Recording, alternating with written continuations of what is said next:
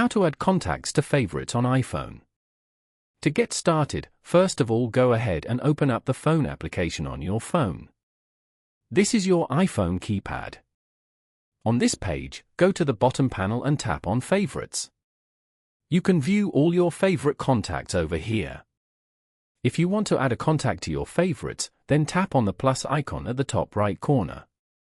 You can now choose a contact from here to add to favorites. Tap on the contact you want to add and then select the contact method below. For example, message. After that, choose the messaging platform. For example, messages. And then, tap on your mobile number as shown. As you can see, you have now successfully added this contact to favorites. Following these steps, you can easily add contacts to favorites on iPhone. Thank you for watching. Please leave a like if this tutorial helped you, or leave a comment below if you have any questions related to the video.